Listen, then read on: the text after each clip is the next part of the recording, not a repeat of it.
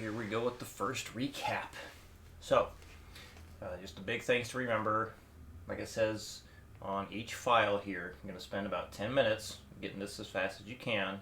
After you hit those 10 minutes, get one more good take after that 10-minute mark, and then add in repetitions. So at least twice through, but if you can get up to 4 repetitions, that'd be really good. I think after 4 repetitions, kind of unnecessary, and it gets pretty difficult to keep track of what repetition you're on. So once you reach like a max speed here or a higher speed, if you feel like adding in the repetition is too difficult, decrease the speed a little bit by like 10 beats per minute. And if that's still too difficult to add in the repetitions, drop it down another 10. So that's why it also says, if you feel like you maxed out in less than 10 minutes, definitely decrease the speed there. Because if you do a true max speed, like the chances of getting repetitions is, good luck. It's probably not going to happen.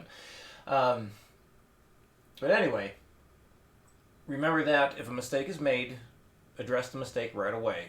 Do not just continue on finishing out, because we need to stay in that whole perfect practice idea as if we are trying to record something. If a mistake happens, let's say, for example, like that third bar there, if a mistake happens there like 3 times in a row, best to stay on that bar, get comfortable with that bar, and when you can get like 3 perfect takes of that bar in a row, then go back to the start. I like to go by 3s. Like if a mistake happens 3 times in a row, address it. If you can play something perfectly 3 times in a row, like the mistake area, then you're much better chance of pulling off the whole thing again. So, no matter how fast you get, each day you practice, always start at 60. Because we're not just trying to get you playing faster, we're training the ear in order to hear that click going and being able to line things up as it goes faster and faster. So, lots of good stuff, working things up slow. And remember to think about playing just a split second after the beat. But now that I think about last night, you were basically doing that already. So I think your timing's going quite well. I think our thing now is to get your ears more accustomed to hearing it go fast. So I'm going to demonstrate these things at 4 different speeds. This way you can hear and see what it should be. And then just come back to this video whenever you need to. Definitely always advise everyone, like, at least play along with me at the slow speed, and then like when you reach one of the other speeds I play here, play along with me, just to make sure that you're still doing things correctly at the higher speeds. Because you have Guitar Pro, of course you can always follow along with that as well. In these recaps, sometimes I'll think of stuff that I didn't think of during the lesson, so every now and then I'll throw in some bonus stuff here. Alright, I'm going to count off 4 so you know when I begin, and that way you can more easily follow along. So here we go. Number 1, 60 beats per minute, counting all 4 beats, tapping the foot with the metronome. 1, 2, 3, 4, 1, 2, 3, 4, 1, 2, 3, 4, 1, 2, 3, 4, 1, 2, 3, 4, done. So again, I'm working this, or playing this without the repeat right now to start. And when I get to that last chord, I just say done. No need to let that last one ring out all 4 beats, unless you really want to. But here we go at 120. 1, 2, 3, 4. 1, 2, 3, 4. 1, 2, 3, 4. 1, 2, 3, 4. 1, 2, 3, 4. Done. 180. 1, 2, 1, 2, 3, 4. 1, 2, 3, 4. 1, 2, 4, 1, 2, 4. 1, 2, 3, 4. Done. 240. 1, 2, 1, 2, 3, 4.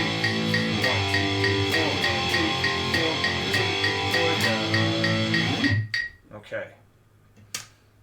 And then at the end of this recap, I'm going to let you know what we're going to do at the start of the next lesson. We got a couple options as far as showing how things went throughout the week for your work. All right, this guy, I would say no real need to count this one because it's just straight eighth notes the whole time. Number 3, we definitely want to count. But here we go, 60 beats per minute. Number 2, keeping a down, up, down, up, down, up motion the whole time. 60. 1, 2, 3, 4. 1 and 2 and 3 and 4 and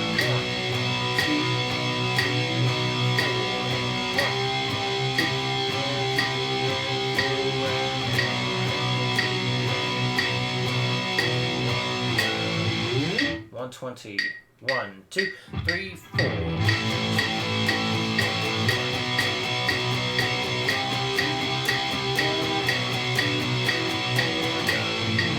180. 1, 2, 1, 2, 3, 4.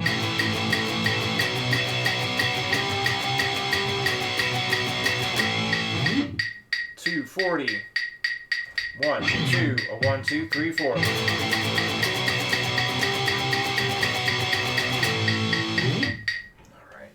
Number 3. So here, we want to say only what's being played.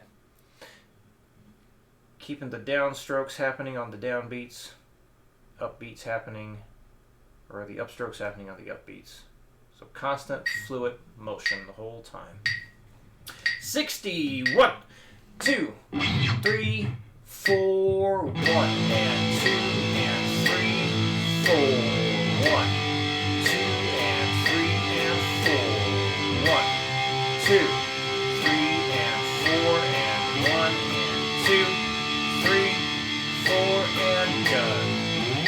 120. 1, 2, 3, 4. 1 and 2 and 3, 4. 1, 2 and 3 and 4. 1, 2, 3 and 4 and 1 and 2, 3, 4 and done. 180. 1, 2, 1, 2, 3, 4.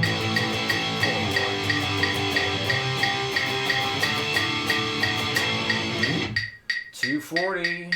1, 2, 1, 2, 3, 4.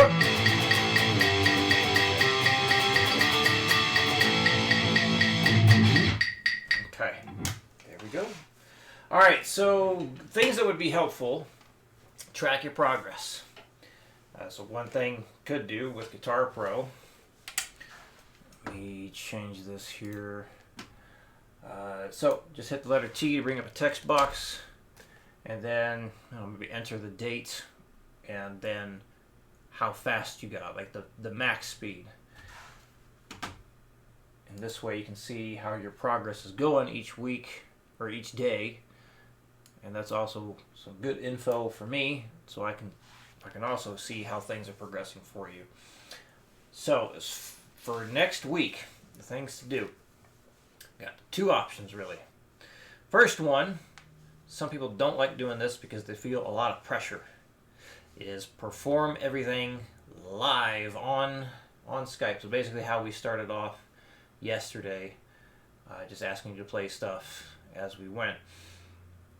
And if we do it that way, I'll ask you what your max speeds were and then have you work up to something close to your max but not 100% max, and usually go up by 20 beat per minute intervals or increments, sometimes 10 beat per minute increments, depending on how fast you got.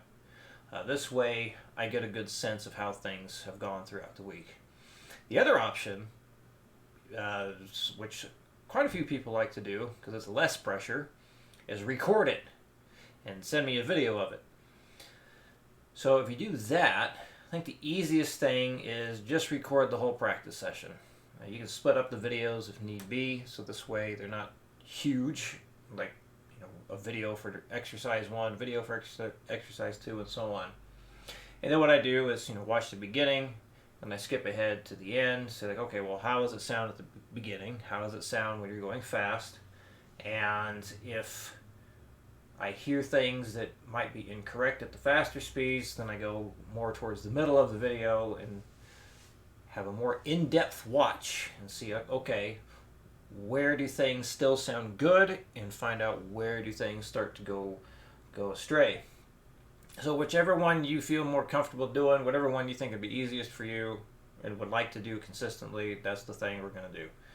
So again, you can either do it live during the Skype lesson or record stuff, send me the links to that, or upload it to Google Drive or whatever you'd like to do. However, whatever you prefer. Some people do YouTube videos, some people do Google Drive, some people send stuff over Skype like you did. There is a limit to how long the Skype videos can be. I think there's a new limit on YouTube videos. Like, apparently you can't have them be more than 15 minutes if it's a new channel. I don't know. Anyway, so that's what we're going to do here. If you have any questions throughout the week, please let me know. And I will see you again next week.